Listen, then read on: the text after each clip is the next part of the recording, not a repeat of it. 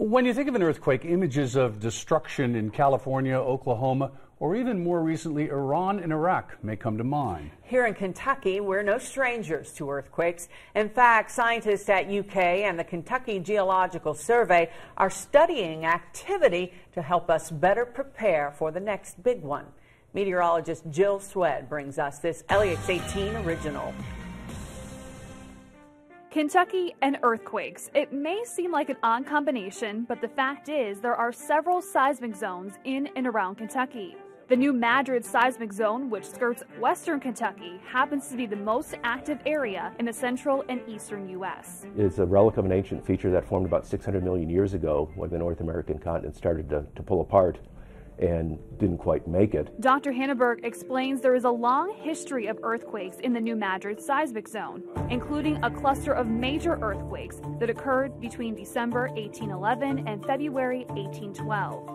Since the 1980s, researchers with the Kentucky Geologic Survey and UK's Department of Earth and Environmental Sciences have been monitoring seismic activity near this historically active site and more than 20 others around the state. Any earthquake in Kentucky down to about a magnitude 2, and if it's near one of the seismograph stations, down to about a magnitude 1 or so, which would be so small that no human would ever feel it. The instruments were even detecting small shakes in the ground during our interview.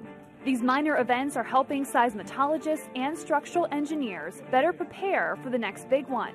Researchers are also looking to recent events like the September earthquake near Mexico City to understand what may occur within the New Madrid seismic zone. If that were to rupture, it should release a similar amount of energy. We would expect, obviously, very, very strong ground motions. Motions that have not been recorded in the central and eastern United States. Cities like Memphis, Little Rock, St. Louis, and even Paducah could see major damage from a New Madrid quake. Shaking may even be felt here in the Bluegrass. We would notice the shaking and there might be a little bit of damage. A few things might fall off shelves or you might see cracks in your chimney. It's been a few hundred years since the last significant activity. Are we due for a major earthquake? It's always hard to say, are we due? Because earthquakes can be somewhat like floods, not exactly the same, but somewhat like floods because they don't occur on a regular schedule. I wouldn't be surprised if sometime in my lifetime there would be a New Madrid earthquake. So here in Kentucky, especially in the Bluegrass, we're not expecting a major earthquake, but how should we be prepared for the everyday minor or even moderate events? For any hazard, whether it's fires, earthquakes, floods, if you have water on hand, you should always have some food supplies on hand, maybe a source of fuel. If you have a family, have a plan for contacting each other. Don't forget, when the ground begins to shake, drop, cover, and hold on. Covering the news, meteorologist Jill Swed.